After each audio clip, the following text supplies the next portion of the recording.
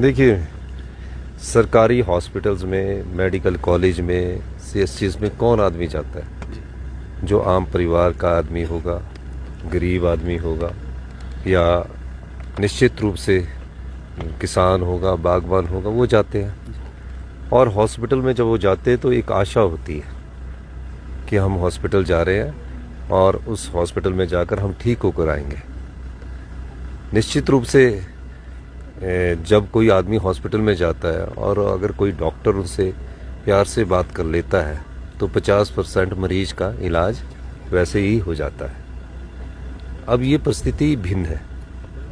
ये परिस्थिति इसलिए भिन्न है कि मैं तो जो पेशेंट उनके पास गया,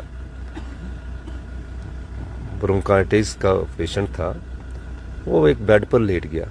और कई बार ऐसा होता है कि पेशेंट के पास खड़े होने की, बैठने की हिम्मत तक नहीं होती, वो किसी खाली बेड में जाके लेट गया। लेटने के बाद डॉक्टर साहब उनके पास आते हैं। डॉक्टर साहब उनसे बात करते हैं और ये कहते हैं कि अगर उसने, आपकी उम्र क्या है, जो मैंने उनके बीच में स्कफल और आर्गूमेंट होता हुआ देखा। डॉक्टर साहब चाहते तो वहाँ से बोलते कि ये मैं यहाँ से विड्रॉ करता हूँ, अपने सीनियर के पास जाके बोलता हूँ कि आप इसका बिहेवियर देख लीजिए। वो रिएक्ट कर गए और उन्होंने उस पर हाथ उठाया। हाथ उठाने के बाद उनका जो अग्रेशन था वो अच्छा नहीं था। और निश्चित रूप से जब अग्रेशन अच्छा नहीं होता है और उस पेशेंट को वो पीट रहे हैं तो वार्ड के और डॉक्टर्स भी देखते हैं और पेशेंट भी देखते हैं। और उसके बाद सरकार ने कहा कि ये बात गलत है। डॉक्टर को, जिनको भगवान के रूप में देखता है एक मरीज, वो अगर उस तरह की बात करते तो ये गलत बात है। उसके बाद डॉक्टर्स के खिलाफ कार्रवाई की गई। उसे उन्हें एसआरशिप से भी हटाया गया और उनकी नौकरी से भी उनको रेस्टिकेट कर दिया गया, टर्मिनेट कर दिया गया। जब मैं एमएलए था तो मैं एक दिन आईजीएमसी में भी गया था, किसी पेशेंट को मिलने गया तो एक एसआर वहाँ 48 घंटे की ड्यूटी देता था।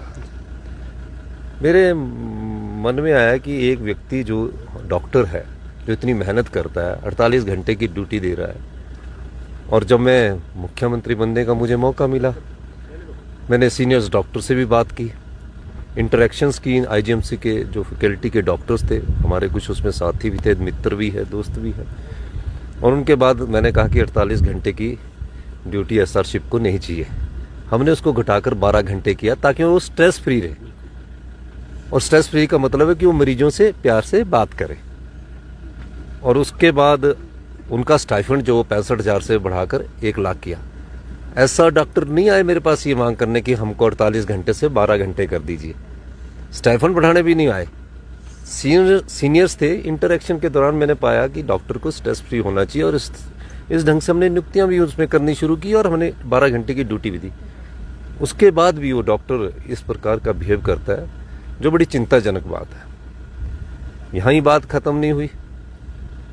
फिर मैंने कुछ डॉक्टर एसोसिएशन से मुझसे टाइम मांगा और कहा कि मैंने उनको कहा कि मैं अभी जा रहा हूँ, 27 तारीख को मैं आपको मिलूंगा।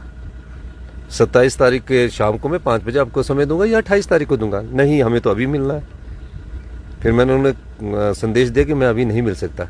फिर मेरे कुछ आईजीएमसी के जो सीनियर्स डॉक्टर, उन्होंने मुझसे अनुरोध किया कि आप इनसे एक बार मिल लो। वो मेरे पास आए सर।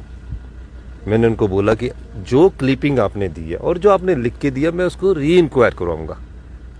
जब मैंने उनको री इंक्वायर की बात कह दी तो उसके बाद स्ट्राइक पर जाने का क्या औचित्य था? उसके बाद स्ट्राइक का जाने का औचित्य नहीं था। अब मुख्यमंत्री जी आपसे कह रहे हैं, मैं चाहता तो मैं बोलता कि आप हेल्थ मिनिस्टर से जाके मिलिए, मैं चाहता तो सेक्रेटरी हेल्थ से भी जाके मिलिए। मैंने क्यों कहा? मैंने बोला ये डॉक्टर भी मेरे परिवार के सदस्य हैं, मैं इनसे मिल लेता हूँ, उनको समझाता हूँ।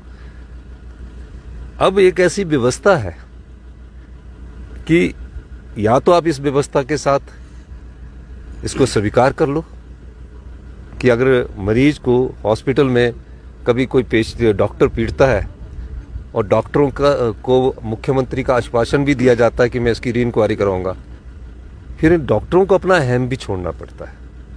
आपको मेरे पर विश्वास रखना चाहिए था। आप अहम ना छोड़कर हड़ताल पर चले गए। और हड़ताल पर जाने का औचित्य क्या है? मुख्यमंत्री ने आपको कहा है तो उसका उनके मन में किसी डॉक्टर के करियर को बर्बाद करना नहीं है उद्देश्य। वो भी मेरे परिवार के लोग हैं, वो हमारे परिवार के लोग हैं। लेकिन क्या आप जब मुख्यमंत्री जी की ही बात नहीं सुनना चाहते और आप हड़ताल पर ही रहना चाहते तो क्या कर सकते हैं? उसमें कुछ कर सकते हैं? और पूरे प्रदेश में मैं उन डॉक्टरों का धन्यवाद करना चाहता हूं कि टांडा के एक डॉक्टर एसोसिएशन, उन्होंने बहुत अच्छा कहा कि हमारे डॉक्टर ने गलती की है। अब अगर गलती ये बार बार हॉस्पिटल्स में होती रही तो मरीज तो बेचारा कोई आएगा नहीं। पैसे वाले मरीज तो बड़े बड़े हॉस्पिटलों में चले जाते हैं, जिनके पास पैसा होता है वो तो बड़े हॉस्पिटलों में जाते हैं। आम आदमी आता ना, तो थोड़ा डॉक्टरों को समझना चाहिए। और निश्चित रूप से उन्हें अपना अहम यंग है, पढ़ रहे हैं, उनको उसको त्यागना पड़ेगा। और मैं एक कह देना चाहता हूँ, हमारे लिए डॉक्टर हमारे परिवार के सदस्य है और जो मरीज है वो भी हमारे परिवार के सदस्य है। अगर वो चाहते हैं कि आगे कुछ बातचीत हो तो कल वो सारे डॉक्टरों से मेरा अनुरोध रहेगा। मैं आपका परिवार के मुखिया होने के नाते ये बोलना चाहता हूँ कि आप कल से अपनी स्ट्राइक कॉल ऑफ करें और ज्वाइन करें। और मैं ये भी कहना चाहता हूँ कि मैं आईजीएमसी के सीनियर डॉक्टर्स को बुलाऊंगा, उनसे चर्चा करूंगा और जिस इंक्वायरी पर उनको सस्पेंशन हुआ, दो प्रकार से उनका, एक एसआरशिप से उनका निकाला गया और एक उनको नौकरी से निकाला गया। सरकार की कई प्रकार से रिव्यू होती है, इसमें कोई ऐसा नहीं होता। एक बार महसूस करता है, डॉक्टर भी महसूस करता है, सजा मिलती है, दुख होता है, उसके बाद आगे बढ़ा जाता है। ये नहीं है कि किसी चीज में रिजिड ही रहना होता है। तो इस दृष्टिकोण से उन्हें पहले स्ट्राइक कॉल ऑफ करें।